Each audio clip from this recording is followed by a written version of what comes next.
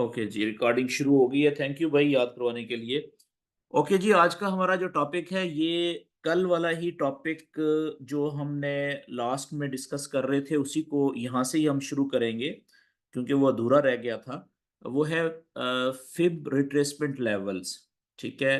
अब ये जो इसको फिबोनाची रिट्रेसमेंट लेवल भी कहते हैं। फिब का जो पूरा नाम है वो है फिबोनाची।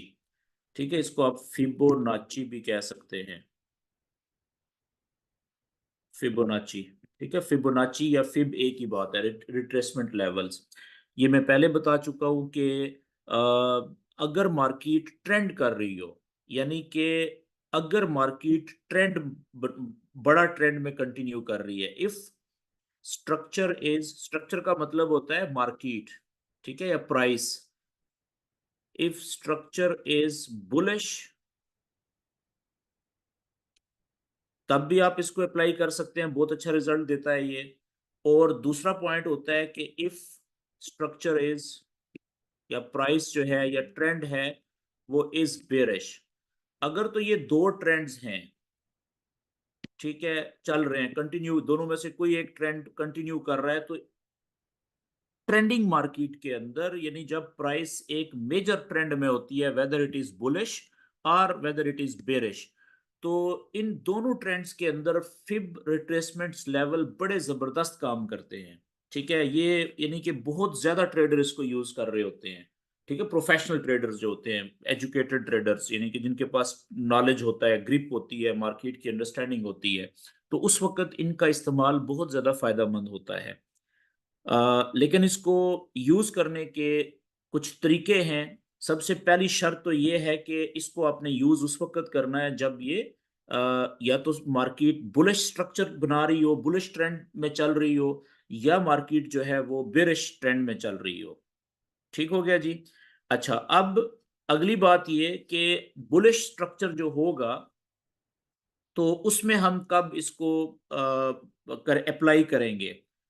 ठीक है, बुलिश स्ट्रक्चर जब बन रहा होता है, मिसाल के तौर पे वेव ऐसे नीचे से ऊपर चल रही है ना, इस तरीके से जब प्राइस चल रही होती है तो इसको हम कहते हैं कि ये बुलिश स्ट्रक्चर बन रहा है इस तरीके से। ठीक है, अब आप इसमें देखें कि इम्पल्स वेव कौन कौन सी हैं, क्लियर यहाँ पे देखें। एक तो ये इम्पल्स वेव है हमारे पास।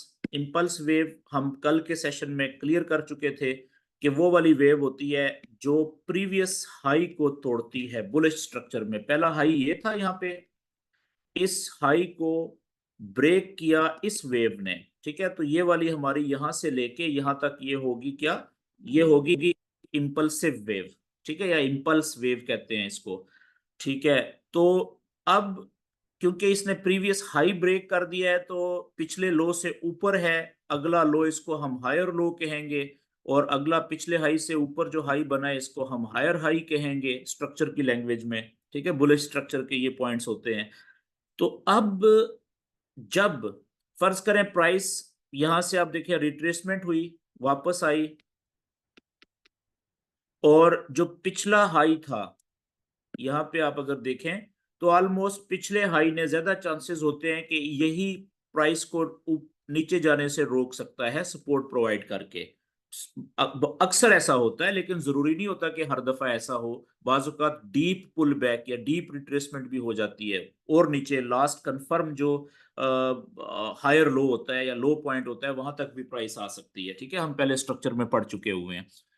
अच्छा, अब यहां से जब प्राइस ऊपर गई उसने फिर एक इंपल्सिव जो वेव थी वो लगाई, यानी कि यहां पे आप देखें कि इसका ये वाला लो पॉइंट था, यहां से लेके इसने ये प्रीवियस हाई को ब्रेक किया, तो ये बन गया हायर लो क्योंकि पिछला हाई ब्रेक हो गया है। ठीक है, और अब ये इसका बना हायर हाई यहाँ पे, पिछले हाई से ऊंचा। तो अब मैं आपको बताने लगा हूं कि बुलिश वेव में हम जो फिब रिट्रेसमेंट लेवल्स हैं वो कब अप्लाई करेंगे। ठीक है, अभी हमने अप्लाई नहीं करने। अगर बुलिश ट्रेंड है तो उसमें फिब लेवल्स अप्लाई करने के लिए जरूरी होता है कि जब पिछला हाई टूटा है, तो यानी वो किसने तोड़ा है, इंपल्सिव वेव ने तोड़ा है ना, तो इंपल्सिव वेव को कंप्लीट हो जाने दें, इंतजार करें। इंपल्सिव वेव कंप्लीट कब होगी, जब वो अपना अगला हाई जो था उसने बनाना था, पिछला प्रीवियस हाई तोड़ के जब वो बना ले, हमें कब पता चलेगा कि उसका जो फ्रेश हायर हाई है वो बन चुका है? जब प्राइस हाई पॉइंट बना के पिछले हाई को तोड़ के वापस कैंडल्स नीचे आना शुरू कर देंगी। अच्छा, कितनी कैंडल्स नीचे आएंगी? देखें, अभी हम कितनी की बात नहीं कर रहे, ठीक है, हम ये बात कर रहे हैं कि कुछ कैंडल्स हमें रेड में नजर आनी चाहिए, पता चलना चाहिए कि प्राइस ने एक पिछले हाई को तोड़ा, पिछला प्रीवियस हायर हाई ये था, उससे ऊपर नया उसने ये वाला हाई बना लिया है, ठीक है, काफी ऊपर है या थोड़ा सा ऊपर है, कहीं पे भी हो सकता है, लेकिन पिछले हाई से ऊपर होना चाहिए अगर बुलिश ट्रेंड की बात हो रही है। तो वहां से अब प्राइस देखें, अब रिट्रेसमेंट करना शुरू कर चुकी हुई है, क्लियरली नजर आ रहा है, ठीक है। तो अब सही टाइम है आपने यहां पे जो फिब लेवल्स हैं रिट्रेसमेंट के उसको अप्लाई करना है, ठीक है जी। तो अब जब फिब लेवल को आप अप्लाई करेंगे ना, तो आपका जो बुलिश ट्रेंड में जो सबसे पहले आप क्लिक करेंगे वो इस पॉइंट पे क्लिक करते हैं जहां से इंपल्स वेव शुरू होती है, ठीक है ना, ये आपका पॉइंट, यहां से स्टार्ट करना है आपने, स्टार्ट फिब लेवल, स्टार्टिंग या start point of fib levels, ये पहला पॉइंट है जी, ठीक है, जहां से हमारी इंपल्स वेव शुरू हुई थी बुलिश स्ट्रक्चर में, ठीक है। और इसका जो एंडिंग पॉइंट, जो माउस को आपने ड्रैग करके जहां पे छोड़ना है, जो दूसरा पॉइंट होगा, ठीक है, वो होता है ये वाला, जिस जगह पे आपका हाई पॉइंट बना है प्रीवियस हाई को तोड़ के, तो ये वाला पॉइंट होगा जहां उसके बाद फिर रिट्रेसमेंट शुरू हो चुकी हुई है, प्राइस वापस आना शुरू हो चुकी हुई है नीचे, ठीक है। तो ये हमारा होगा दूसरा पॉइंट, ये एंडिंग पॉइंट होगा, ending point of fib levels, ठीक है जी। अच्छा, अब मिसाल के तौर पे फिब लेवल के अंदर जो फिबोनाची के रिट्रेसमेंट लेवल्स होते हैं, इसमें एक लेवल होता है गोल्डन जोन, एक लेवल का नाम होता है गोल्डन जोन, गोल्डन जोन, ठीक है। जो ट्रेडर होते हैं ना, वो बेसिकली इस जोन तक आने का, प्राइस को जब भी रिट्रेसमेंट शुरू होती है ना, अगर बुलिश स्ट्रक्चर की बात कर रहे हैं, तो जब यहां पे वो अप्लाई करेंगे ना, अभी हम ठीक है समझेंगे आगे के लेवल कौन कौन से होते हैं, तो प्राइस जब गोल्डन जोन में आ जाए, ठीक है, जो नॉर्मली बुलिश स्ट्रक्चर में गोल्डन जोन बनता है, वो जो प्रीवियस हाई है जो ब्रेक हुआ है, वो उसके आसपास होता है, इस तरीके से, कुछ इस तरीके से ये गोल्डन जोन बन रहा होता है, लेवल बन रहा होता है, ठीक है। तो जो ट्रेडर्स होते हैं वो वेट करते हैं कि प्राइस अगर वापस आ रही है तो इस गोल्डन जोन को टकराए और यहां से वापस ऊपर उठ जाए, और वापस ऊपर उठते हुए यहां पे कुछ बुलिश साइन दे दे, बुलिश विटनेस दे दे, कंफर्मेशन दे दे बाय की ट्रेड की, जिससे ये पता चले कि अब ज्यादा लोग यहां से बाय की ट्रेड में इंटर हो गए हैं। तो याद रखने वाली बात है कि जो का फिबोनाची के जो रिट्रेसमेंट लेवल्स होते हैं, उनमें जो गोल्डन जोन होता है ना, वो इंतहाई अहमियत का हामिल होता है, वेरी इंपॉर्टेंट, ठीक है। अब अगली स्लाइड के ऊपर हम फिब के जो लेवल्स हैं वो हम ड्रा करना शुरू करते हैं जी, बल्कि इसके लिए मुझे लाइव चार्ट के ऊपर जाना पड़ेगा, इसको मैं यहाँ पे जरा रोकता हूँ और वापस लाइव चार्ट के ऊपर, किसी भी चार्ट के ऊपर आप अप्लाई कर सकते हैं, ठीक है। तो मिसाल के तौर पे खाली जगह के ऊपर अगर मैं इसको अप्लाई करूं, लाइव चार्ट के ऊपर बाद में आएंगे, पहले हम समझ लें जरा। तो ये देखिए लेफ्ट साइड पे ट्रेडिंग व्यू के ये जो टूल्स का बार आ रहा है, तो यहाँ पे आप देखें ये ट्रेंड लाइन है, ऊपर ऊपर एक क्रॉस है, नीचे ट्रेंड लाइन है, उसके नीचे तीसरे नंबर पे आप देखें ये जो चार लाइनें हैं सीधी स्ट्रेट, तो इसको हम फिब रिट्रेसमेंट लेवल्स कहते हैं। यहाँ पे आपने क्लिक करना है इन चार लाइनों पे, और अब आपने मिसाल के तौर पे जो प्राइस है, वो जो वेव है वो यहां से चल रही है इस तरीके से, ये इंपल्स वेव है, ऊपर गई, ठीक है जी। और जो पिछला हाई था इसका वो कुछ इस तरीके से लगा था, ये, ठीक है। और ये पॉइंट ए था जहां से ये वेव शुरू हुई थी, इम्पल्स वेव, ठीक है, यहाँ पे रुकी। इसके बाद अब प्राइस यहाँ से नीचे गिरना शुरू हो रही है, ठीक है, ये प्राइस नीचे रिट्रेसमेंट कर रही है। अब हमने यहाँ पे ये इस पॉइंट से लेके इस पॉइंट तक हमने फिब का जो लेवल्स हैं उनको अप्लाई करना है। तो उसका तरीकाकार क्या होगा कि सबसे पहले हम वापस फिब के लेवल्स के ऊपर जाएंगे यहाँ पे, ठीक है। और ये ऊपर देखें, इसको मैं क्लिक किया, सिलेक्ट हो गया है ये। अब मैं ये जो बुलिश स्ट्रक्चर है ना, तो बुलिश स्ट्रक्चर में जो आखिरी इंपल्स वेव जिस जगह से शुरू हुई है, मैं वहां पे माउस के को रखूंगा, कर्सर को यहाँ पे सिलेक्ट करूंगा, एक फिंगर से यहाँ पे सिलेक्ट करूंगा ताकि वो पॉइंट वहां पे फिक्स हो जाए।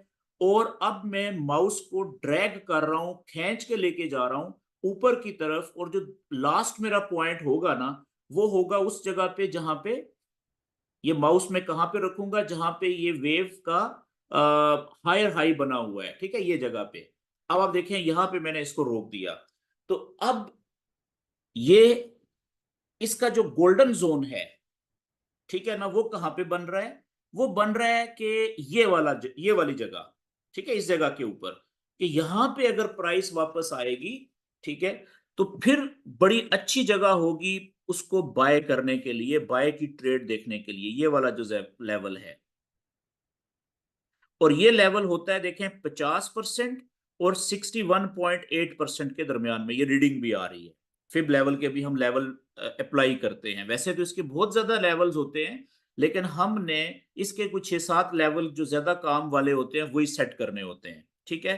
तो अब सबसे पहले मैं आपको बता देता हूं कि इसके जो लेवल्स हैं हम कैसे उसकी सेटिंग कैसे करेंगे।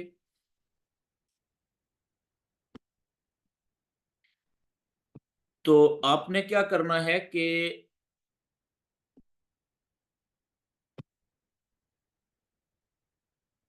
यहां से आपने फिब रिट्रेसमेंट के ऊपर आना है, क्लिक करना है, और खाली जगह के ऊपर आपने उसको अप्लाई करना है, कहीं से नीचे से क्लिक करके ऊपर ड्रैग करें, ठीक है जी। अच्छा, ये तो मैंने लेवल्स अपने फीड किए हुए हैं ना, जो इंपॉर्टेंट लेवल्स है। लेकिन जब आप अपना फिब लेवल अप्लाई करेंगे चार्ट के ऊपर, तो उसकी लेवल्स इस तरीके से नहीं आएंगे, ठीक है। उसके लिए हम इसकी जो बाय डिफॉल्ट सेटिंग है उसको ओपन करेंगे। तो वो कैसे होगी बाय डिफॉल्ट, यहाँ पे कहीं पे, ओके,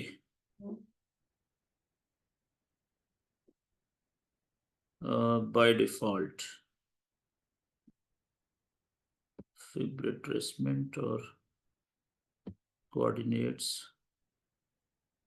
स्टाइल, यहाँ पे कहीं पे बाय डिफॉल्ट लिखा होगा। हाँ, अप्लाई, ये देखें सबसे नीचे, अप्लाई डिफॉल्ट्स, ठीक है, कि जो बाय डिफॉल्ट इसकी सेटिंग आती है वो आपने अप्लाई कर दी। तो अब देखें इसके कुछ इस तरीके से लेवल बन गए और इस तरह से कलर्स आएंगे, ठीक है। तो हमने इतने ज्यादा लेवल हमारे काम के नहीं है। हमने इसमें क्या करना होता है कि हमने ये बाय डिफॉल्ट आपके पास यही आ रहा होगा, अगर आपने पहले से फिब लेवल्स की सेटिंग नहीं रखी हुई, ठीक है, तो आपने ये आपके पास कुछ इस तरीके से लेवल्स बने हुए आ रहे होंगे मुख्तलिफ कलर्स के, और इसमें काफी ज्यादा लेवल्स बने हुए हैं, बीच में मुख्तलिफ रंगों की लाइनें हैं, ठीक है। आपने क्या करना है कि आपने ये सारे कलर्स गायब करने हैं, और इसमें से यहाँ पे आप देखें बहुत सारी ये लाइनें लगी हुई हैं, यानी लेवल्स बने हुए हैं, तो आपने इसमें से सिर्फ 6 से 7 जो ज्यादा अहमियत के लेवल्स होते हैं वही रखने हैं, बाकी आपने ऑफ कर देने हैं या उड़ा देने हैं। और सेटिंग कैसे करेंगे आप जो अपने हिसाब से, उसके लिए क्या है कि आपने ये ऊपर आप देखें, ये फिब इंडिकेटर का ये वाली जो पट्टी है, ये मैं देखें राइट साइड पे ऊपर ले आया हूं, ठीक है। इसके ऊपर आपने ये सेटिंग का निशान बना हुआ है, ये वाला, ठीक है। इस सेटिंग के ऊपर आपने क्लिक करना है, और इस सेटिंग के ऊपर जब आप क्लिक करेंगे तो ये विंडो अगली आ गई सेटिंग वाली। इसमें आप देखें ये सबसे पहले लेफ्ट साइड पे स्टाइल लिखा हुआ है, आपने स्टाइल को ही ओपन करना है, किसी और चीज को नहीं, ठीक है, छेड़ना नहीं है, बाकी इसकी बाय डिफॉल्ट ही होगी सेटिंग। तो इसमें आपने क्या करना है कि ये देखिए मुख्तलिफ लेवल्स टिक हुए हुए हैं, ठीक है, ये वाले। तो हमें इतने ज्यादा लेवल्स नहीं चाहिए, आपने सबसे पहले ये जो 0% वाला लेवल है ये रखना है एक, ठीक है, ये 0% वाला, ठीक है, इसको क्लिक रहने दें। और उसके बाद दूसरे नंबर पे आपने ये जो दूसरा लेवल है ना, यहाँ पे लिखा हुआ है 0.382, आपने यहाँ पे लिख लेना है जी 0. 5, ठीक है, यानी इसको 50% का लेवल कहते हैं, लेकिन लिखने में इसको 0.5 लिखा जाता है। ठीक है, ये आपने दूसरा लेवल कर लेना है। और जो तीसरा लेवल है वो आपने रखना है 0.618, जो कि है ऑलरेडी यहाँ पे। ठीक है जी, ये तीसरा लेवल हो गया। और जो चौथा लेवल आपने रखना है ना, इसके बाद उसकी रीडिंग होनी चाहिए 1, जो यहाँ पे दी हुई है 1। ठीक है, ये 1 ही होनी चाहिए। अच्छा, ये 4 लेवल हो गए। अब हमने ये जो 4 लेवल्स के बाद पांचवा लेवल है, इसको भी सिलेक्ट नहीं करना, इसको हमें नहीं चाहिए ये, और इससे अगला जो है ये भी नहीं चाहिए। ठीक है, इसमें याद रखने वाली बात है कि जो हमने लेवल्स सिलेक्ट किए हैं, वो पहला लेवल है, उसकी रीडिंग हमने यहाँ पे फिक्स कर दी है 0। ठीक है, 0 सेव कर रहे हैं। और दूसरा जो लेवल था, उस ये 0 के बाद उसकी हमने रीडिंग जो वैल्यू सेव की है वो है 0.5। और तीसरा जो लेवल है उसकी हमने कर दी है 0.618। चौथा और आखिरी लेवल जो था इस लाइन का वो था 1, उसकी हमने जो वैल्यू थी वो 1 रखी है, रीडिंग 1 होनी चाहिए। ठीक है जी। अच्छा, इसके बाद अब दूसरी जो लाइन है राइट साइड पे, इधर इधर भी बहुत सारे हैं, लेकिन हमने सिर्फ पहले 2 सिलेक्ट करने हैं। ठीक है, ये पहले वाला जो है सबसे ऊपर, इसकी रीडिंग हमने लिखनी है कैसे, ये माइनस में लिखनी है हमने। ठीक है, इसका बेशक आप स्क्रीनशॉट बना लीजिएगा अभी थोड़ी देर में, वैसे भी वीडियोस तो मैं सबके साथ शेयर करता हूं। तो मैं यहाँ पे लिखूंगा जो राइट साइड पे जो पहला लेवल है हमारा, यहाँ पे मैं लिखूंगा सबसे पहले माइनस। ठीक है, माइनस के बाद मैं लिखूंगा 0.27%, या 0.27। ठीक है, परसेंट नहीं लिखना आपने, वो नीचे हम सिलेक्ट करेंगे। ये पहला लेवल हो गया। दूसरा जो लेवल है उसकी जो रीडिंग होगी वो भी मैं माइनस में लिखूंगा, लेकिन वो लिखूंगा जी -0.61। ये लें जी, ये मेरे लेवल कंप्लीट हो गए। कितने? 1, 1, 2, 3, 4, और 2 लेवल मेरे माइनस में होंगे। ठीक है, बाकी सबको मैं अनक्लिक कर देता हूं, मुझे नहीं चाहिए। ठीक है। अच्छा, अब मैं इसको अगर नीचे लाऊं और इसको मैं ओके कर दूं, ठीक है, तो अब आप देखें जो मेरे लेवल रह गए ना पीछे, वो ये रह गए हैं जी। थोड़ी देर पहले देखें कि वो कितने ज्यादा थे और अब कितने छोटे हो गए हैं। देखें, टोटल 7 लेवल हैं, 1, 2, इसको मैं, ये कंफ्यूज कर रहा है अगर आपको, तो इसको मैं डिलीट कर देता हूं। ये लें जी, पहला लेवल ऊपर, दूसरा लेवल, तीसरा लेवल, चौथा लेवल, पांचवा लेवल और छठा लेवल, टोटल 6 लेवल्स हमारे पास रह गए हैं। ठीक है, जो हमने सेव किए। लेकिन अभी भी आप देखें कि इन लेवल्स के कलर्स जो है ना, ये हमें डिस्टर्ब कर रहे हैं, हमारे चार्ट को या कैंडल्स को छुपा सकते हैं। तो मैं फिर एक दफा वापस जाऊंगा सेटिंग के अंदर। तो इसकी सेटिंग में जाने के लिए ये देखें, बीच में एक नीचे से लाइन शुरू हो रही है डॉट्स वाली और ऊपर तक यहां तक जा रही है। इसके बीच में कहीं पे भी आप क्लिक करेंगे, ऊपर ये पट्टी आ जाएगी। ठीक है, सेटिंग वाली, तो जिसमें ये सेटिंग का निशान है, यहाँ पे इस पे क्लिक करें। अब हमने वही जो सेव किए थे लेवल्स, लेवल्स तो ठीक हैं, लेकिन उनका जो कलर है ना वो हमें डिस्टर्ब कर रहा है। तो हमने क्या करना है कि जो कलर है लेवल्स का अपने का सबका, वो हमने यहाँ से वो ब्लैक कर देना है। ठीक है, ये जैसे ये थोड़ा सा हल्का ब्लैक है, हमने ये सिलेक्ट किया, इसको ओके कर दिया। ठीक है जी। और इसी तरीके से अब हमने जो दूसरा अपना लेवल है 50 का, 50 और 61 का जो लेवल होता है, इसका रंग होता है क्या? Golden zone. ठीक है, ये इसको गोल्डन जोन कहा जाता है। तो इसलिए मैं इसका कलर जो है ना वो थोड़ा सा यूनिक सा रखता हूँ, गोल्ड टाइप का ये वाला। ठीक है, यहां से मैं 50 के लेवल वाला ये मैं रखता हूँ जी, पिंक सा। ठीक है, ये हमारा गोल्डन जोन होगा, या थोड़ा सा लाइट पिंक। और इसी तरीके से जो हमारा है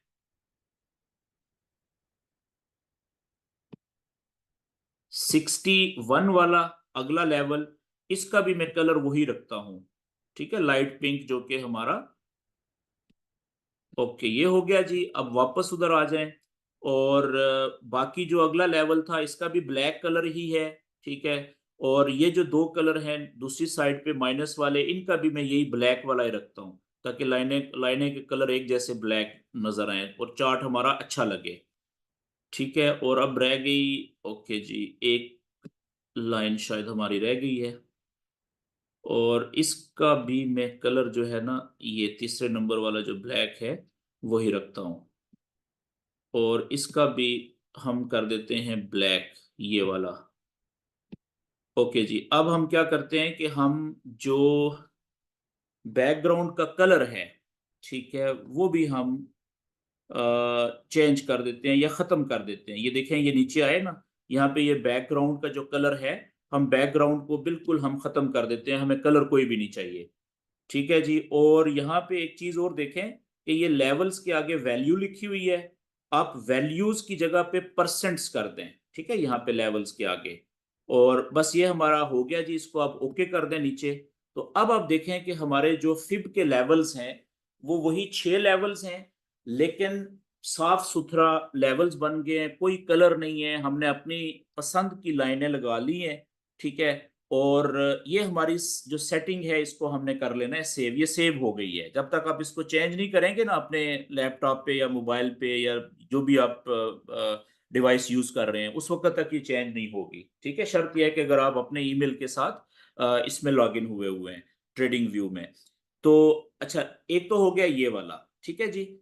अब इसमें जो साइंस है वो क्या होती है, जो मैं थोड़ी देर पहले आपको डायग्राम में भी बता रहा था कि सबसे पहला पॉइंट ये कि आपने इसको यूज करना होता है जब ट्रेंड चल रहा हो, बुलिश ट्रेंड हो या बेरिश ट्रेंड हो, यानी इंपल्स वेव कंप्लीट हो जाए, चाहे बुलिश ट्रेंड की है चाहे बेरिश ट्रेंड की है, और इंपल्स वेव कंप्लीट होने के बाद रिट्रेसमेंट शुरू हो चुकी हो, यानी कोई 2-3 छोटी कैंडल्स, बेशक 5 मिनट 15 मिनट वाली, ठीक है, या उससे बड़ी, कम से कम 2-3 कैंडल्स वापस रेड की तरफ, यानी प्राइस को वापस रिजेक्ट कर रही हूँ, बुलिश स्ट्रक्चर में वापस नीचे की तरफ, बेरिश स्ट्रक्चर में वापस ग्रीन कैंडल्स ऊपर की तरफ, जहां से पता चले कि जी अब रिट्रेसमेंट शुरू हो चुकी है और क्लियर वाज़ा तौर पे शुरू हो चुकी है। ठीक है। तो वहां पे आप अप्लाई करते हैं इसको।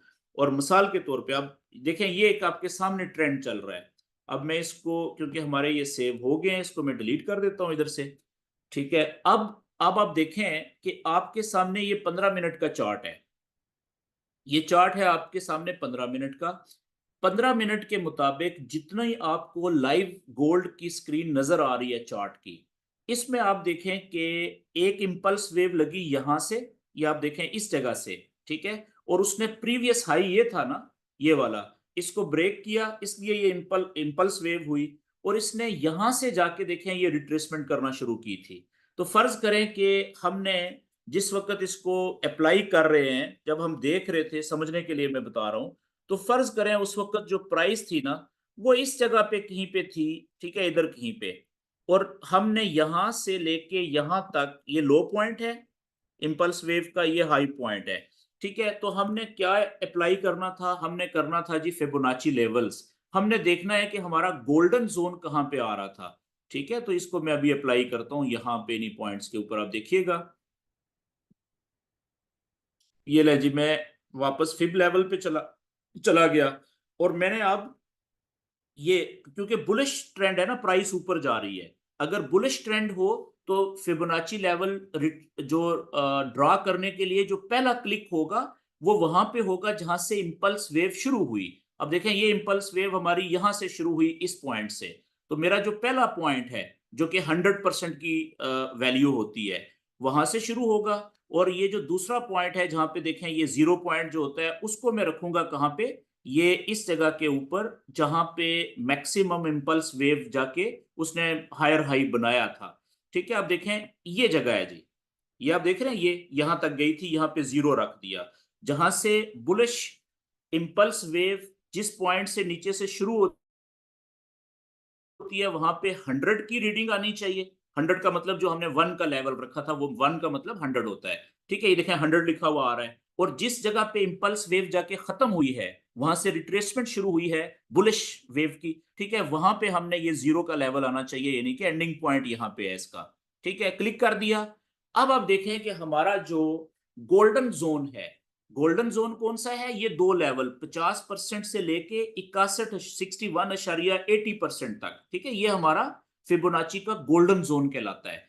तो अब जब प्राइस इस गोल्डन जोन में आएगी रिट्रेसमेंट करते हुए, तो हम समझेंगे कि ये प्रॉपर और आइडियल रिट्रेसमेंट इसने की है। ठीक है। तो इसका जो हम कलर है ना, इस पूरे जोन का, यहां पे हम अपनी मर्जी का कुछ भी रख सकते हैं, ये इस तरीके से।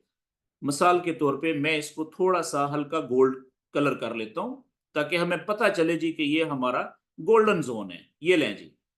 अब आप चेक करें कि अगर प्राइस यहां से वापस मुड़ रही थी, इधर थी कहीं से रिट्रेस कर रही थी, ठीक है, और हो सकता है आपने ये 5 मिनट के चार्ट पे अप्लाई किया हो, ये देखें, ठीक है, तो प्राइस जो थी वो कहां से वापस मुड़ रही थी, ये देखें, ये था ना हाई, ठीक है, ये वाला बड़ा हाई जो था वो ये था। वैसे आप यहां से भी अप्लाई कर सकते थे 5 मिनट के चार्ट पे, उसका लेवल इधर ही बनेगा, यहां से मुड़ा है 15 का थोड़ा सा नीचे बना, ठीक है। तो 15 मिनट के ऊपर देखें कि इस जगह से प्राइस गोल्डन जोन पे आके टकराई, ये इंपल्स वेव थी, यहां से प्रीवियस हाई को तोड़ा, इधर जाके मैक्सिमम रुकी, ठीक है, 15 मिनट के चार्ट की बात कर रहा हूं।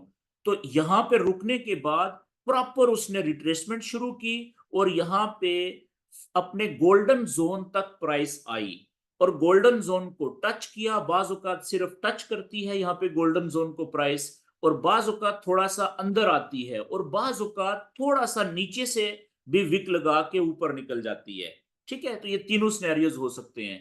तो हमने क्या करना होता है कि बुलिश ट्रेंड में अगर आपने इंपल्स वेव के लो पॉइंट और हाई पॉइंट से रिट्रेसमेंट शुरू हो गई थी, अगर आपने फिब के लेवल्स अप्लाई कर दिए हैं, तो आपने वेट करना होता है कि प्राइस वापस आपके गोल्डन जोन को या गोल्डन लेवल को टच करे या उसके अंदर आए और वहां से वापस ऊपर उठना शुरू करे। लेकिन उससे पहले यहां पे कोई ना कोई हमें बुलिश या बाय की ट्रेड का कोई कंफर्मेशन का साइन दे दे, ठीक है। अब देखें, जिन दोस्तों ने मेरे बेसिक सेशंस के कोर्सेज अटेंड किए हुए हैं, उनको मैंने मुख्तलिफ पैटर्न्स बताए हुए हैं कैंडल्स के, ठीक है, कि जी 3-4 जो बड़े फेमस पैटर्न्स हैं वो कौन से होते हैं कैंडल्स के, जो बाय की ट्रेड के लिए होते हैं, ठीक है। एक तो को क्या होता है, यहाँ पे बुलिश हैमर होता है, ठीक है ना, यहाँ पे अगर हैमर बन जाए, ये हैमर टाइप का है 5 मिनट का, लेकिन ये हैमर की जो ऊपर वाली विक होती है ना, वो इतनी ऊपर वाली डंडी इतनी बड़ी नहीं होती और उसकी बॉडी थोड़ी सी बड़ी होती है, ठीक है। ये प्रॉपर हैमर नहीं है, ये डोजी कैंडल है। अच्छा, दूसरा क्या होता है कि किसी भी 1 मिनट के चार्ट के ऊपर, 3 मिनट के चार्ट के ऊपर, ठीक है, 5 मिनट के चार्ट के ऊपर या 15 मिनट के चार्ट के ऊपर क्या बन जाए, कोई मॉर्निंग स्टार बन जाए। अब देखें यहाँ पे 1 मिनट के चार्ट के ऊपर कितना जबरदस्त आइडियल मॉर्निंग स्टार बना है जी। ये आप देखें, जिन दोस्तों ने बेसिक सेशंस अटेंड किए हुए हैं या वीडियो देखी हुई है कैंडल्स जो पैटर्न्स होते हैं कंफर्मेशन के लिए, ये देखें कितना आइडियल उसने 1 मिनट का मॉर्निंग स्टार बनाया है। और कहां पे बनाया है, प्रॉपर पूरी रिट्रेसमेंट करने के बाद गोल्डन जोन के ऊपर आके और बीच में सही जो हमारा डिजायर्ड एरिया था ना, एरिया ऑफ वैल्यू इसे कहते हैं। और ये देखें मॉर्निंग जो स्टार होता है वो क्या होता है कि ऊपर से प्राइस आ रही होती है, गिर रही होती है एक की लेवल के ऊपर आके, ठीक है, और ये बुलिश स्ट्रक्चर है, ये ध्यान में रखें। ऊपर से प्राइस रिट्रेस हुई, एक की लेवल के ऊपर आके एक बड़ी कैंडल बनी रेड, उसके नीचे एक कैंडल बनी जो कि डोजी है स्टार टाइप की, ठीक है, जैसे ये है, ठीक है। ये इसकी नीचे की तरफ विक ज्यादा भी हो सकती है ऊपर की तरफ, और सिर्फ जमा का निशान भी हो सकता है ये जो नीचे है, ठीक है। उसके बाद तीसरी कैंडल जो है वो बुलिश बननी चाहिए और वो थोड़ी सी बड़ी बॉडी की होनी चाहिए, यानी जो सेंटर वाली कैंडल है इससे बड़ी बॉडी की होनी चाहिए लेकिन बुलिश होनी चाहिए। अब देखें, ये 1 मिनट के चार्ट के ऊपर इसने मॉर्निंग स्टार बनाया है, लेकिन हो सकता है 3 मिनट पे भी बनाया हो सकता है 5 मिनट पे भी बनाया हो, या कुछ और साइन दे दिया हो उसने बड़े चार्ट्स के ऊपर। ये इस जगह पे देखें, अच्छा जी, 3 मिनट के चार्ट के ऊपर इसने यहां पे मॉर्निंग स्टार तो नहीं बनाया, लेकिन एक और जो बुलिश साइन था वो दे दिया है, बुलिश पैटर्न। अब जिन दोस्तों ने वो जो बेसिक जो नॉलेज है पैटर्न्स का, वो जो मैंने बताए हुए हैं 4-5, ठीक है, बड़ी तफसील में, उनको सर पता है कि बेरिश कौन सा पैटर्न बना है जी यहाँ पे। Bearish angle. भाई बुलिश इंगल्फिंग, बेरिश जो है वो सेल के ट्रेंड में बनती है उस, ये बुलिश है, यानी ऊपर उठती हुई ग्रीन कैंडल है ना जिसने सॉरी सॉरी। अपोजिट कैंडल को इंगल्फ किया है, ये बुलिश इंगल्फिंग है। देखिए कितना आइडियल बना है बुलिश इंगल्फिंग 3 मिनट के ऊपर भी, ठीक है। अच्छा जी, 5 मिनट के चार्ट पे देखते हैं कि 5 मिनट के चार्ट पे इसने क्या बनाया है यहाँ पे। क्या कोई साइन दिया है? 5 मिनट के चार्ट के ऊपर ये सिंगल कैंडल है, लेकिन देखें नीचे की तरफ रिजेक्शन इसने कितनी बड़ी दी है। ठीक है। अच्छा, एक और बात याद रखें, मैंने आपको बताया हुआ है कि जो मॉर्निंग स्टार और इवनिंग स्टार होता है ना, मॉर्निंग स्टार में क्या होता है कि ऊपर से प्राइस नीचे गिर रही है और एक कैंडल की लेवल के ऊपर जाके रेड बनती है, जैसे ये बनी हुई है। उसके बाद जरूरी नहीं होता कि एक कैंडल स्टार वाली बने, बाज़ औक़ात 2 कैंडल्स बन जाती हैं स्टार वाली, बाज़ औक़ात 3 बन जाती हैं। ठीक है, क्योंकि वो कैंडल्स बराए नाम ही होती है उनमें। ये देखें, जैसे ये पिछली कैंडल भी 5 मिनट वाली बराए नाम सी है, 50-50 है, और ये भी 50-50 है। तो अब ये भी मॉर्निंग स्टार है। ये तीसरी कैंडल जो है ये भी 50-50 समझ लें आप। ठीक है ना, इसको आप बुलिश कैंडल भी समझ सकते हैं, तीसरी को, बॉडी तो है ना इन दो से तो बड़ी है, तो इसको भी आप मॉर्निंग स्टार कहेंगे। अगर इसकी बॉडी ना होती तीसरी कैंडल की, तो इसको भी हमने इग्नोर करना था, और ये देखें कितनी बड़ी बॉडी बन गई थी। तो ये भी एक तरह का मॉर्निंग स्टार ही है, बेशक इसमें बीच में 2 कैंडल्स हैं एक की जगह, जो प्लस वाले साइन वाली होती हैं, कंफ्यूजिंग कैंडल जिन्हें कहते हैं। ठीक है, तो ये भी मॉर्निंग स्टार है। ओके जी, 15 मिनट के ऊपर चलते हैं। तो कहने का मतलब ये है कि आप देखें कि हमारे पास 15 मिनट के ऊपर भी ये बुलिश इंगल्फिंग बनी है, यहां से ट्रेड मिली है, इधर से कहीं से। ठीक है जी। तो अगला जो टारगेट कहां पे था, जो हमारी टीपी थी। अब देखें, एक छोटा जो टाइम फ्रेम होता है ना, ये मैंने आपको बताया हुआ है पहले बेसिक उसमें, कि याद रखें कि जो नॉलेज है वो आपने अप्लाई करना होता है बड़े टाइम फ्रेम के ऊपर, लेकिन उस नॉलेज के मुताबिक जब प्राइस आपके की लेवल पे पहुंच जाए, की लेवल कौन सा होता है, एरिया ऑफ वैल्यू, जहां से नॉलेज के मुताबिक आपको ट्रेड लेनी चाहिए या ट्रेड मिल सकती है। अब देखें यहाँ पे आपका ये प्राइस क्या चल रही है, बड़े टाइम फ्रेम में प्राइस चल रही है बुलिश, बुलिश ट्रेंड में। ठीक है, और ये जगह देखें यहां से उठी, प्रीवियस लो ये था। मैंने जो अभी तक मैं आपको बार बार कह रहा हूं कि जो स्ट्रक्चर होता है ना, स्ट्रक्चर आपका कंफर्म होना जरूरी होता है। ठीक है, नॉलेज आप कोई भी इस्तेमाल करें, लेकिन वो नॉलेज अप्लाई होगा बेसिक स्ट्रक्चर के ऊपर। तो यहाँ पे स्ट्रक्चर कौन सा है, बुलिश। तो बुलिश स्ट्रक्चर में आपको ये पता होना चाहिए कि भाई आपका जो लो जो पॉइंट्स हैं वो कहाँ पे कंफर्म हो रहे हैं।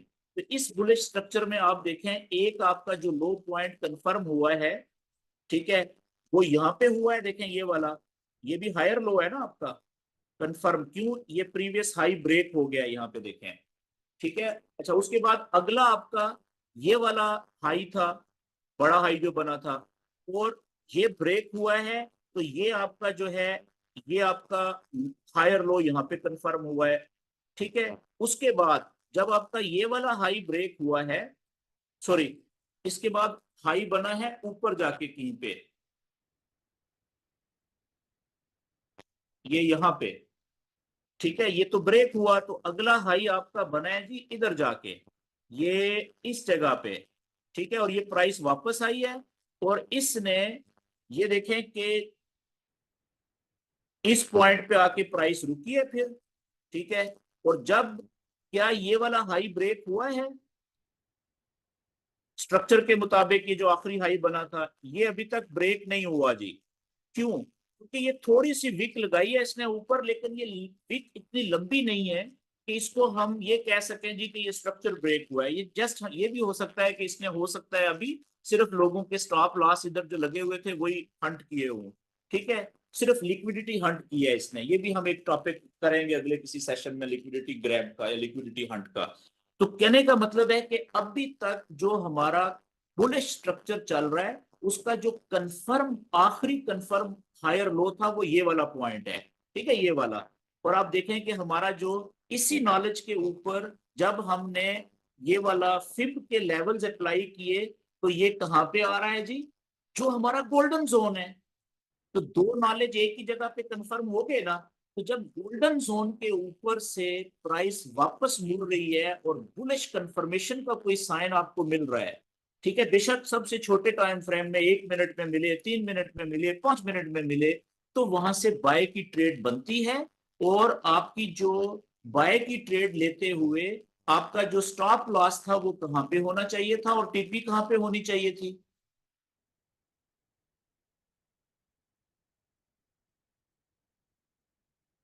यहां से भी ठीक है, फर्ज करें यहां से आपने बाय की ट्रेड ली थी इस जगह से ऊपर उठते हुए, तो आपका जो स्टॉप लॉस होना चाहिए था वो होना चाहिए था गोल्डन जोन या आपका हायर लो, ठीक है, का जो लेवल है कंफर्म का उससे थोड़ा सा नीचे।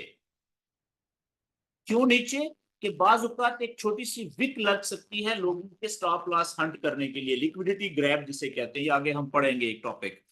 ठीक है, यहां पे रखा आपने। और आपकी टीपी कहां पे होनी चाहिए थी भाई? इसमें जो आपकी पहली, जहां पे आपको गोल्डन जोन जो होता है वो कंफर्मेशन दे रहा हो, ठीक है ना, बाय की ट्रेड की या सेल की ट्रेड की, तो इसकी जो पहली टीपी होती है वो इसका जो 0% का लेवल होता है वो होती है ये वाला। अब आप देखें कि एक जो अच्छी ट्रेड होती है वो होती है जिसकी रिस्क टू रिवार्ड रेशो कितनी होती है? 1:2। अब देखें आपका जो यहां पे ही इतनी छोटी सी ट्रेड में ही आपका जो रिस्क टू रिवार्ड रेशो था वो 2.3 आपको दे दिया है, प्रॉफिट 2.3%, और अगर एसएल हिट होता तो वो 1% होना था। ठीक है, कितनी आइडियल ट्रेड आपको इस नॉलेज ने दे दी। लेकिन क्या ये इसका यही टारगेट है टीपी? नहीं, फर्स्ट टीपी ये होती है। इसका जो ज्यादा चांसेस होते हैं कि दूसरी टीपी, क्योंकि ट्रेंड के मुताबिक आपने ट्रेड ली है ना, पहली टीपी तो प्रीवियस हाई तक है।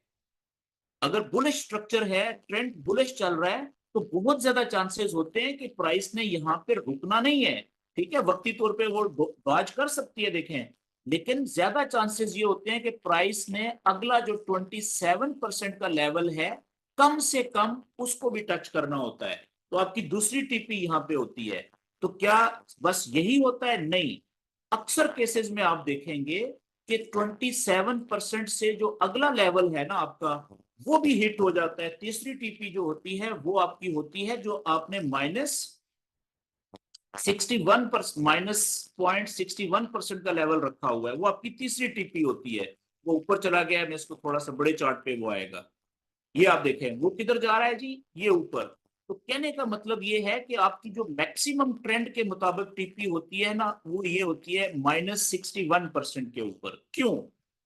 और यहाँ पे अक्सर आपकी, मतलब अगर आ, मैं ये नहीं कहता कि 90% ट्रेड्स आपकी टीपी यहाँ पे हिट करेंगी अगर बुलिश इस तरह के सेटअप में आप ट्रेड ले रहे हैं, ठीक है, लेकिन तकरीबन 70 to 80% चांसेस होते हैं, 70 to 80% के दरमियान में, कि आपकी तीसरी टीपी भी हिट होगी। ठीक है, क्यों? इसने अगला जो हायर हाई बनाना है ना पिछला तोड़ने के बाद, वो कम से कम यहाँ पे होता है -27% पे, या फिर अगर ज्यादा हो तो ज्यादा चांसेस फिर होते हैं कि ये -61% के आसपास बनेगा।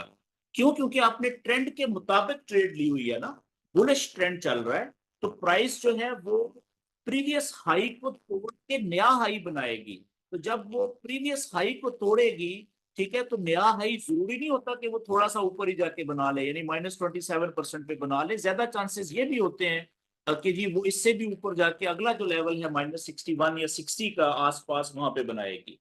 ठीक है जी, ये बात क्लियर होगी। तो अब ये इस तरीके से मैंने आपको बता दिया कि ये जो फिब लेवल्स होते हैं, ये 6 लेवल्स जो सेटिंग मैंने बताई है आपको, आपकी मर्जी है, आप जिस मर्जी टाइम फ्रेम पे इसको यूज करें। ठीक है, लेवल यही रहेंगे, टाइम फ्रेम आपकी मर्जी है, जो मर्जी आप इस्तेमाल करें। लेकिन देखिए, जब आप बेसिक लेवल पे सीख रहे होते हैं ना, तो ट्रेडिंग का मतलब सिर्फ ये नहीं होता कि आपको नॉलेज के ऊपर ग्रिप होनी चाहिए। नहीं, ट्रेडिंग का मतलब ये होता है कि आपको अपनी साइकोलॉजी के ऊपर भी ग्रिप होनी चाहिए। आपकी जो ट्रेडिंग साइकोलॉजी होती है ना, उस पर भी कंट्रोल होना चाहिए, मजबूत, यानी कि उस पर भी ग्रिप होनी चाहिए। ठीक है, कि जी आप उसमें, फिर हमने मनी मैनेजमेंट का, मैं हर जो मेरा बैच होता था बेसिक का, उसमें मैं आखिर में एक सेशन करता था मनी मैनेजमेंट। उसमें मैं कुछ 3-4 पॉइंट्स बताता था कि भाई सबसे पहला क्या होता था कि आपने जो टारगेट सेट किया है कि एक दिन का मेरा इतना प्रॉफिट आ जाए तो मैं ट्रेड क्लोज कर दूंगा, और ट्रेड नहीं करूंगा एक दिन में। अगर इतना नुकसान हो जाए तो मैं ट्रेड क्लोज कर दूंगा, उस दिन जो है वो मैं ट्रेड नहीं करूंगा। वो पहला रूल होता है उसका, मनी मैनेजमेंट का। ठीक है, तो अब इसलिए क्योंकि शुरू शुरू में नए लोगों का वो साइकोलॉजी ही नहीं बनी होती, तो इसलिए जो ज्यादा सिखाने वाले लोग हैं फॉरेक्स का नॉलेज, वो कहते हैं कि भाई शुरू में आपने छोटा टाइम फ्रेम यूज ही नहीं करना ट्रेड लेने के लिए। ठीक है जी। लेकिन जिस वक्त आप एडवांस लेवल पे आ जाते हैं, इसका मतलब है कि आपने कम से कम 3 4 6 महीने जो है वो बेसिक नॉलेज सीख के उसके मुताबिक आपने ट्रेड करके अब आपकी साइकोलॉजी काफी हद तक बेहतर हो गई है। ठीक है, ट्रेडिंग साइकोलॉजी आपको अपने जज्बात पे कंट्रोल होना शुरू हो गया है। तो फिर आप जो है वो इस काबिल हो जाते हैं कि आप अपना जो ट्रेड है वो छोटे टाइम फ्रेम पे भी यही नॉलेज यूज करके एडवांस लेवल का आप अपना डिजायर्ड जो आपका प्रॉफिट का जो टारगेट होता है वो अचीव कर सकते हैं। और उसकी रेशो मतलब 70% से तो ऊपर ही होती है, विनिंग रेशो ही होती है फॉरेक्स में। मुझे नहीं पता कि जो लोग कहते हैं जी कि हम प्रॉपर नॉलेज यूज करते हैं और हमारा जो फिर भी हम लॉस ही करते हैं जी, प्रॉफिट नहीं होता, आई डोंट नो, मुझे नहीं पता कैसे लोग कौन से हैं। ठीक है, वो वही लोग होते हैं जो नॉलेज को प्रॉपरली प्रैक्टिस नहीं कर रहे होते, अप्लाई नहीं कर रहे होते और नॉलेज के मुताबिक ट्रेड नहीं ले रहे होते। ठीक है, तो वो वही लोग होते हैं जो लूजर होते हैं। अदरवाइज मुझे ऐसा कोई बंदा आज तक नहीं मिला जो कहे कि मैं प्रॉपर नॉलेज भी यूज करता हूँ, मेरी ट्रेडिंग साइकोलॉजी भी बड़ी जबरदस्त है, इसके बावजूद सर मुझे नुकसान हो जाता है। आई डोंट नो, मुझे कोई ऐसा बंदा आज तक नहीं मिला इन 3 4 सालों में स्पेशली। ठीक है जी। अच्छा, आगे आप चलते हैं जी कि मैं आपसे ये कह रहा था कि ये वाला नॉलेज जो है fib fib fib retracement levels हैं, ये आप चाहे छोटे टाइम फ्रेम पे यूज करें तो थोड़ा प्रॉफिट देगा आपको, लेकिन देगा, लेवल्स यही रहेंगे। अगर बड़े टाइम फ्रेम पे यूज कर रहे हैं तो उसके हिसाब से फिर आपका प्रॉफिट का टारगेट बड़ा बन जाता है, प्रॉफिट ये फिर भी उतना ही देता है आपको, इसकी जो विनिंग रेशो है वो उतनी ही रहती है, तकरीबन 75 to 85 90% के दरमियान में। ठीक है जी, आप जब इसको बैक टेस्ट करेंगे ना, पीछे चार्ट के ऊपर अप्लाई करेंगे तो आपको पता चल जाएगा। ओके जी। अस्सलाम वालेकुम अब सर। जी वालेकुम सलाम भाई। सर इसको बेरिश पे भी बता दें, बुरिश पे भी तो फिब को बता दिया सर। जी मैं बताता हूँ अभी मैं वही करने लगा हूँ जी। हाँ, इसको मैं डिलीट करना चाह रहा हूँ। ओके, ठीक है जी, ये हो गया। अच्छा, अब इसको जी मैं लेके आता हूँ, भाई ने कहा है, बल्कि मैं क्या करता हूँ कि इसको भी खत्म करता हूँ। मैं पहले इसको छोटे टाइम फ्रेम में कहीं पे सेटअप देखते हैं। ठीक है। अच्छा, अब छोटे टाइम फ्रेम में मिसाल के तौर पे या बड़े टाइम फ्रेम में देख लेते हैं जी। ये छोटे पे हमने किया है, अब मैं इसको ले जाता हूँ 1 घंटे के या 4 घंटे के टाइम फ्रेम में। ठीक है, ये आप देखें, मैंने क्या बात किया है कि इसको आपने अप्लाई कहाँ पे करना है, ट्रेंडिंग मार्केट में, जहां पे या बुलिश ट्रेंड चल रहा हो या बेरिश ट्रेंड चल रहा हो, इंपल्स वेव जो है उसके खत्म होने का वेट करना है। और जब इंपल्स वेव रिट्रेसमेंट शुरू कर दे, क्लियर हो जाए कि हाँ अब वाजे तौर पे रिट्रेसमेंट होना शुरू हो चुकी है, वापस प्राइस जो है वो उसका रिवर्सल शुरू हो चुका है, तो वहां पे आपने इसको अप्लाई करना होता है। ठीक है, तो वो टाइम फ्रेम कोई भी हो सकता है। अब मिसाल के तौर पे आप देखें कि यहाँ पे इस जगह पे यहां से ऊपर उठते हुए जो, या यहां से ले लें इस जगह से। ठीक है, अब प्रीवियस हाई कौन सा है, ये वाला था। तो कौन सी इंपल्स वेव ने प्रीवियस हाई को ब्रेक किया, ठीक है, यहां से शुरू हुई ना वो वेव, ये आहिस्ता आहिस्ता ऐसे गई। ठीक है, यहां पे जाके इसने इस लेवल को, प्रीवियस हाई को ब्रेक कर दिया, ऊपर निकल गई। और इसकी प्रॉपर रिट्रेसमेंट कहां से हुई है। ठीक है, अब जो, अच्छा, जो प्रॉपर रिट्रेसमेंट शायद मैंने पहले आपको बताई है, जो प्रॉपर रिट्रेसमेंट होती है ना, उसको अभी समझ लें कि हम किसे कहेंगे कि ये इस टाइम फ्रेम के मुताबिक प्रॉपर रिट्रेसमेंट है। हमने ये चार्ट ओपन किया हुआ है, कौन सा, 1 घंटे का। अब 1 घंटे के चार्ट के मुताबिक प्रॉपर रिट्रेसमेंट हम उसे कहेंगे कि जहां पे, अब मिसाल के तौर पे प्राइस ऊपर जा रही है ना, अभी ये प्रीवियस हाई था, इसने यहां पे ब्रेक किया। अब कहां पे वापस आना शुरू हुई प्राइस, एक तो यहां पे आना शुरू हुई थी, देखें, एक कैंडल ये है। इस एक कैंडल के बाद अगली कैंडल 1 घंटे वाली देखें कितनी छोटी सी बनी है, रेड। इसको आप रिट्रेसमेंट कह सकते हैं? नहीं कह सकते। क्यों?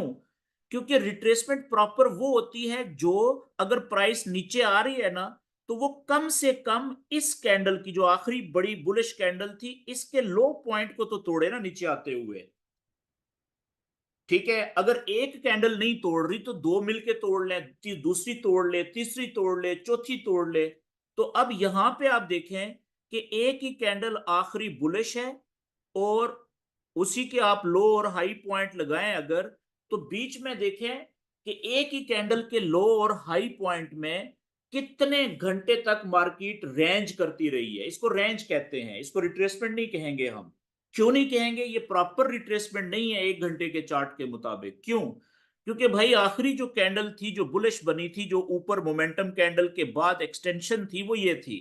इसका हाई पॉइंट देख लें और लो पॉइंट देख लें, वो लो पॉइंट ब्रेक ही नहीं हुआ। कोई भी कैंडल अभी तक इसके लो पॉइंट से नीचे नहीं आई, थोड़ी सी भी विक भी नहीं मारी उसने। तो इसलिए हम इसको प्रॉपर रिट्रेसमेंट नहीं कह सकते। इसको हम क्या कहेंगे? इसको हम कहेंगे कि ये सिर्फ रेंज हुई है यहां पे प्राइस, इसको रेंज कहेंगे, ये रिट्रेसमेंट प्रॉपर नहीं है। हाँ, छोटे टाइम फ्रेम के ऊपर आप जाएंगे 5 मिनट 15 मिनट, तो वहां पे अगर आखिरी बुलिश कैंडल जो थी, अगर उसका लो ब्रेक हो गया तो उसको आप उस टाइम फ्रेम के मुताबिक रेंज वो माने रिट्रेसमेंट। नॉलेज अप्लाई करें, वो आपको रिजल्ट देगा।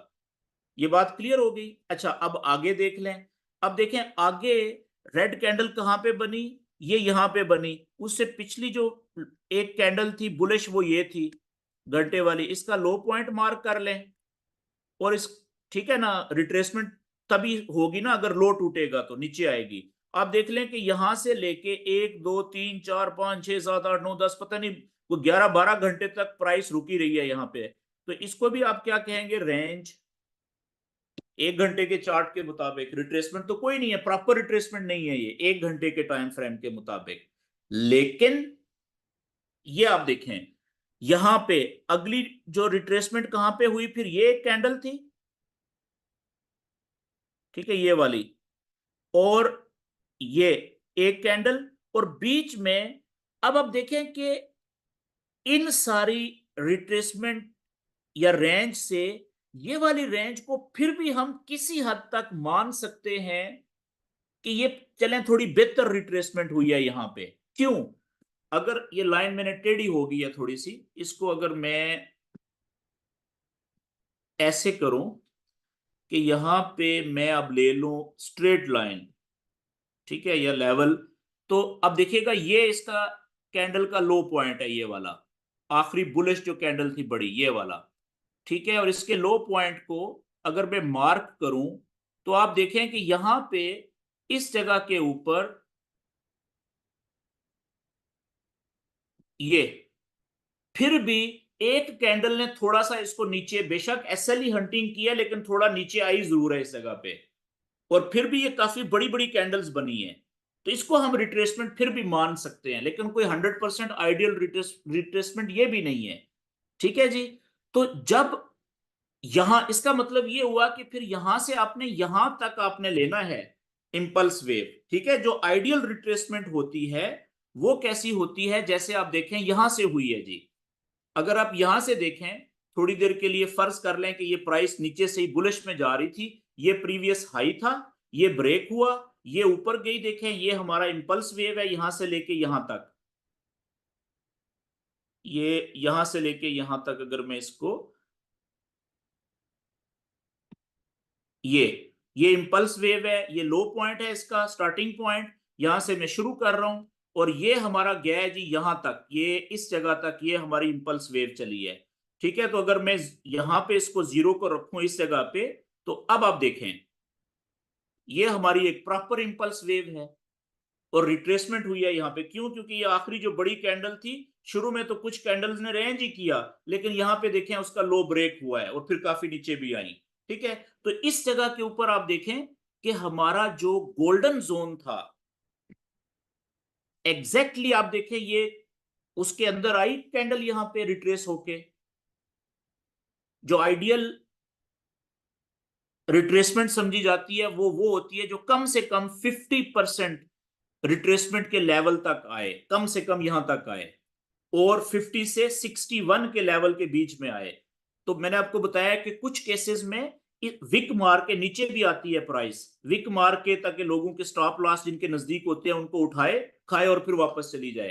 तो अब देखें यहाँ पे कितना जबरदस्त उसने वही लिक्विडिटी हंट की है, यानी स्टॉप लॉस हिट किए हैं लोगों के की लेवल के नीचे, ठीक है ना, और फिर प्राइस वापस ऊपर चली गई है। तो अब यहां से जिस आदमी ने जैसे ही गोल्डन लेवल के ऊपर प्राइस आई थी तो पहले से तुक्के से ट्रेड ली थी, कंफर्मेशन का वेट किए बगैर, उसका तो स्टॉप लॉस हंट हो गया जी, वो तो नुकसान में ट्रेड कट गई है। ऐसा है कि नहीं? लेकिन जिस आदमी ने छोटे टाइम फ्रेम पे, आधे घंटे पे, 15 मिनट पे या 5 मिनट पे किसी कंफर्मेशन का वेट किया था कि यार ठीक है गोल्डन जोन में तो आ गई है प्राइस, लेकिन ट्रेड में मैंने बाय की, मैं उस वक्त तक इंटर नहीं होना जब तक मुझे कोई कंफर्म बाइंग सिग्नल ना मिल जाए, यानी कि कोई विटनेस, कोई कंफर्मेशन ना मिल जाए, चाहे 1 मिनट के चार्ट पे क्यों ना मिले। ठीक है, 30 मिनट पे यहाँ पे कुछ भी नहीं है फिलहाल, ये आप देखें। अच्छा जी, 15 मिनट पे आ जाए, क्या 15 मिनट पे है यहाँ पे कुछ सिग्नल? 15 मिनट पे भी क्या ये प्लस वाली, अगर हम इसको मॉर्निंग स्टार कहना चाहें, ये एक बड़ी कैंडल बेरिश ऊपर से नीचे आती हुई, तो ये कैंडल क्या ये प्लस वाला साइन लग रहा है आपको? अगर इसकी ऊपर की तरफ भी थोड़ी सी वीक होती ना, तो फिर तो हम इसको एक 50-50 कैंडल मान लेते, और इसको हम अगली को क्या मान लेते कि ये मॉर्निंग स्टार का एक बुलिश कैंडल है, फिर तो हम इसको मॉर्निंग स्टार कहते। लेकिन आप देखें यहां पे एक कंफर्मेशन वो दे रहा है, ये वाली जो कैंडल बनी है, ये वाली नीचे वाली 15 मिनट की, अब ये प्रॉपर हैमर तो नहीं है, ठीक है, लेकिन इसकी शक्ल तकरीबन उसी से मिलती जुलती है जो बता रही है कि पहले प्राइस स्पीड से ऊपर से नीचे आई थी, लेकिन फिर बड़ी पावरफुल रिजेक्शन मिली है और यहां पे जाके कैंडल प्राइस ऊपर जाते हुए क्लोज हुई है। ऐसा ही है ना? इसका मतलब है कि यहां से बायर बड़ी, देखें कितनी बड़ी वीक है नीचे, ये भी कंफर्मेशन होती है, सिंगल कैंडल कंफर्मेशन, रिजेक्शन इतनी बड़ी है, तो इसकी बेस के ऊपर भी लोग यहां से बाय की ट्रेड में इंटर हो गए, और स्टॉप लॉस उन्होंने, इस केस में ये जो कैंडल थी इसका लो पॉइंट के नीचे होता है। ठीक है, अगर इसको भी आपने बुलिश कंफर्मेशन के तौर पे यूज कर सकते हैं इसको भी, तो इस सूरत में आपका जो स्टॉप लॉस होगा वो होगा, अगर आप यहां से भी इंटर हुए हैं इधर से कहीं से अगली कैंडल के, तो आपका स्टॉप लॉस अब पिछली जो कैंडल जिसने विक नीचे मारी है उसके लो से थोड़ा सा नीचे होगा यहाँ पे। और इसकी भी आप देखें टीपी कहां पे होगी, पहला जो लेवल है आपका वो ये है जी, ठीक है, यहां पे होगी। ठीक है, अब यहां पे रिस्क टू रिवार्ड रेशो देख लें कितना बन रहा है, 5.7%। क्या यही टीपी है? नहीं जी, इससे ऊपर भी जा सकती है प्राइस। कब गई उसके बाद देखें, अगला लेवल कौन सा था, ये वाला -27 वाला, क्या हिट हुआ? बिल्कुल हिट हुआ जी। ठीक है, अच्छा क्या यहां पे टीपी थी? नहीं, ये तो दूसरी है जी। ठीक है, तीसरी भी हिट होने के चांसेस होते हैं। तीसरी टीपी किधर होती है? तीसरी टीपी यहां पे है जी। क्या हिट हुई? बिल्कुल हुई। ठीक है, और अब रिस्क टू रिवार्ड रेशो देख लें इसका।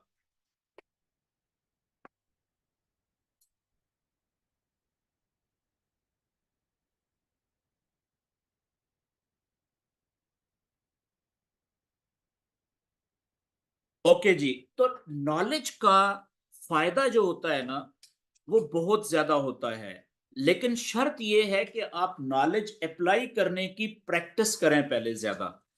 ठीक है, अब आप देखें कि एक छोटी सी ट्रेड ली आपने, ट्रेडर वो नहीं होता, ठीक है, अच्छा ट्रेडर वो नहीं होता जो रोज बहुत ज्यादा ट्रेडें ले, बल्कि अच्छा ट्रेडर वो होता है जो कभी कभी ट्रेड लेता है, लेकिन जब वो ट्रेड लेता है ना तो वो नॉलेज के मुताबिक लेता है, सही जगह से लेता है, फिर वो थोड़े प्रॉफिट पे ट्रेड को क्लोज नहीं करता। क्यों? क्योंकि वो रिस्क अपनी ट्रेड को मैनेज करके चल रहा होता है। मतलब ये भी इम्कान होता है ना कि आपकी ट्रेड आपको दे रही है अच्छा खासा प्रॉफिट और आप ले नहीं रहे, ठीक है, और वो थोड़ी देर के बाद पता चले या 1-2 दिनों के बाद, 1-2 घंटों के बाद कि जो आ रहा था वो अब माइनस में चला गया है जी।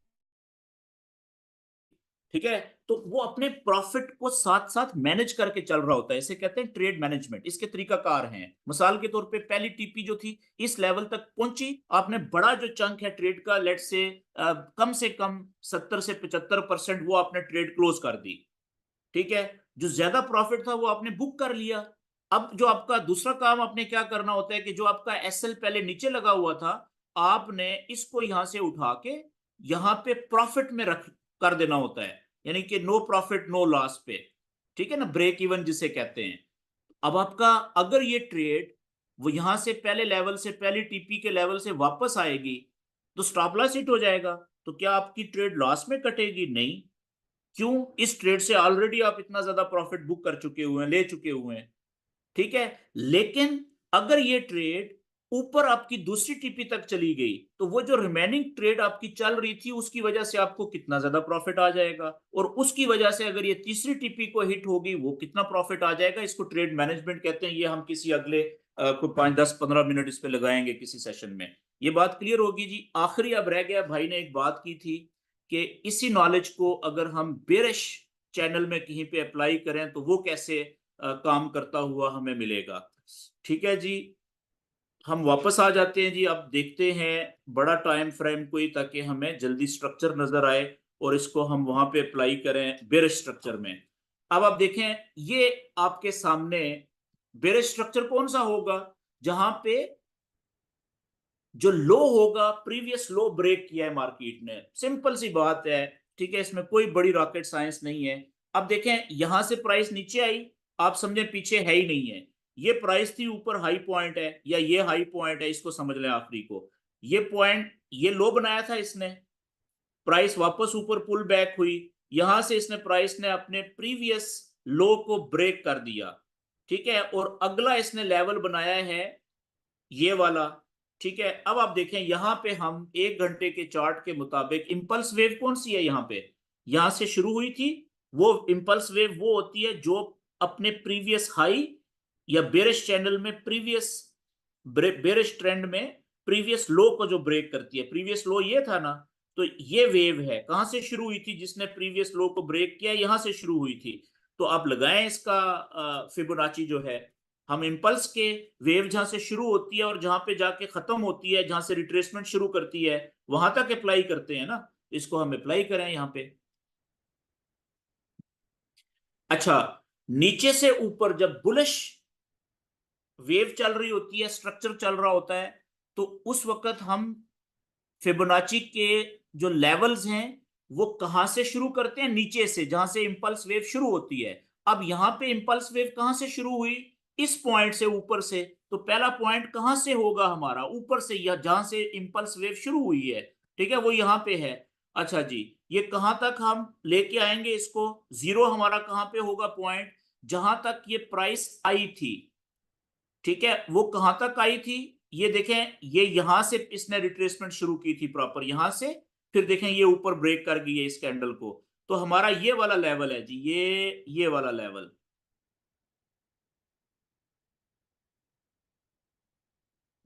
ये लें जी, ठीक है। ये देखें, ये मैंने जीरो यहां पे, पहला पॉइंट ये था जहां से इंपल्स वेव शुरू हुई, और दूसरा पॉइंट यानी कि फाइनल पॉइंट कहां पे था?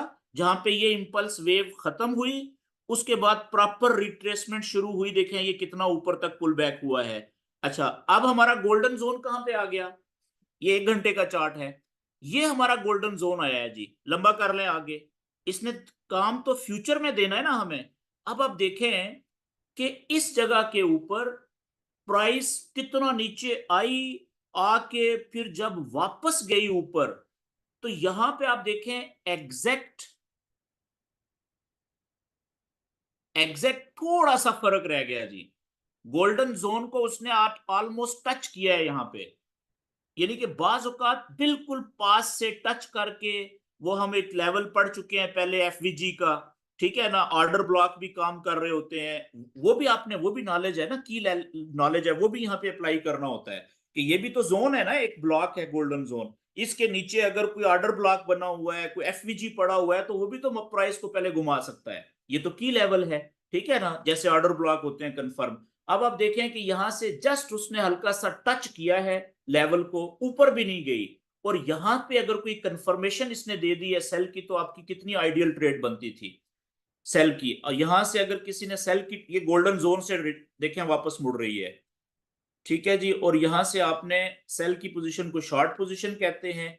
अगर यहां से आपने कंफर्मेशन के बाद, ठीक है, कंफर्मेशन आप खुद देखिएगा, बेशक 1 मिनट के चार्ट में मिल जाए, 5 मिनट में, 15 में, 30 मिनट में, तो आपने ट्रेड में इंटर हो जाना होता है। फर्ज करें यहां से आपको कंफर्मेशन मिली जी इधर नीचे से, मैं थोड़ा एसएल बड़ा कर लेता हूं, तो अब आपका स्टॉप लॉस कहां पे होगा?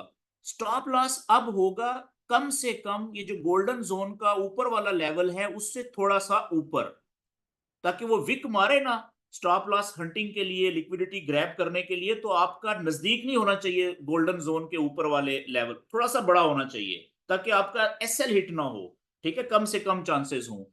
आपकी कम से कम जो टीपी थी वो कहां पे थी जी? पहला लेवल, अगला कौन सा है? 0% का, ये था जी।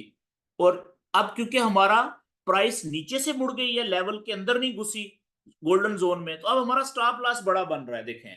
लेकिन अगर सिर्फ पहले लेवल तक भी आती है तो भी आपकी 1.37 टीपी हिट हो गई है जी। हालांकि मैंने नीचे से लिया क्योंकि कंफर्मेशन नहीं देखी ना, हो सकता है 1-2 मिनट में, 5 मिनट में ये ऊपर से ही हमें कंफर्मेशन मिल जाए, तो फिर हमारी टीपी का यहाँ पे रिस्क टू रिवार्ड रेशो और बड़ा हो जाना था।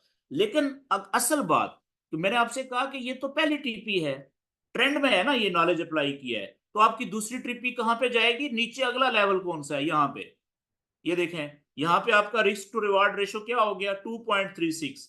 अच्छा जी, क्या यहां तक ही जाती है? नहीं, चांसेस होते हैं कि ये तीसरे लेवल तक भी जाए, लेकिन हर दफा नहीं जाती, कम चांसेस होते हैं।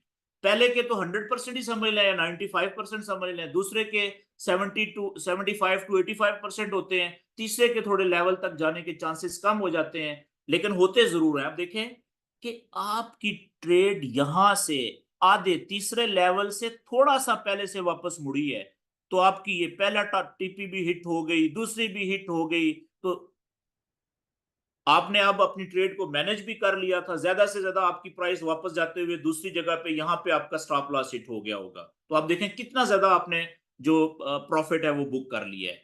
ठीक है जी, ये है बेरिश चैनल में। तो अब टाइम फ्रेम आप छोटा यूज करें, बड़ा यूज करें, उससे फर्क नहीं पड़ता। सिर्फ फर्क क्या होता है कि छोटे टाइम फ्रेम में जितना छोटा चार्ट होगा ना, उतना छोटा उसका टारगेट होता है प्रॉफिट का। ठीक है, अगर आप प्रॉफिट का टारगेट बड़ा लेना चाहते हैं तो अपने इस नॉलेज को बड़े टाइम फ्रेम पे यूज कर लें। और बड़ा कितना होना चाहिए? गोल्ड में 1 घंटे का जो चार्ट होता है वो बहुत बड़ा समझा जाता है, लेकिन जो करेंसीज होती हैं, करेंसीज में 4 घंटे का चार्ट काफी बेहतर समझा जाता है, और इवन 1 डे का चार्ट बड़ा समझा जाता है, करेंसीज जितनी भी हैं। ठीक है, गोल्ड में तो 15 मिनट का चार्ट भी, जो ट्रेडर्स हजरात हैं जिनके पास ये एडवांस लेवल का नॉलेज होता है, वो उनके लिए 15 मिनट का चार्ट भी बहुत बड़ा होता है। लेकिन जो करेंसीज हैं उनमें कम से कम, अगर किसी ने छोटा चार्ट यूज करना है तो वो 30 मिनट का करे, उसके बाद मीडियम चार्ट 1 घंटे का होता है, और जो अच्छा चार्ट होता है वो 4 घंटे का समझा जाता है। ठीक है, बड़े प्रॉफिट्स के लिए। यहां तक बात क्लियर होगी जी। आज मेरा इरादा था जी कि मैं वॉल्यूम का कुछ इंट्रोडक्शन दूंगा, लेकिन अब देख लें कि टाइम 10:13 यानी 11:13 हो चुके हैं। अभी क्वेश्चन आंसर का सेशन करना है 10 मिनट का, तो यहाँ पे आज मैं इसको बंद कर रहा हूँ। वीडियो काफी लंबी हो चुकी है, लेकिन ये भी बड़ा इंपॉर्टेंट नॉलेज है। मकसद क्या होता है ट्रेडर का कि फायदा उठाए वो, तो फायदा उठाने के लिए आपने बस 2-3 चीजें ही पकड़नी होती हैं, उन्हीं की प्रैक्टिस करनी होती है, उनमें महारत हासिल करनी होती है, बार बार यूज करके, प्रैक्टिस करके। क्यों? क्योंकि एक एक एक बड़ा मशहूर फिक्रा है, कहावत है अंग्रेजी की, कि परफेक्शन कब आती है बंदे में? कि बंदा कोई भी काम आप कर रहे हैं, ठीक है, तो परफेक्शन जो होती है ना, वो आती है सिर्फ एक ही चीज से। वो चीज क्या है जी? मैं लिखने लगा हूं यहां पे, प्रैक्टिस।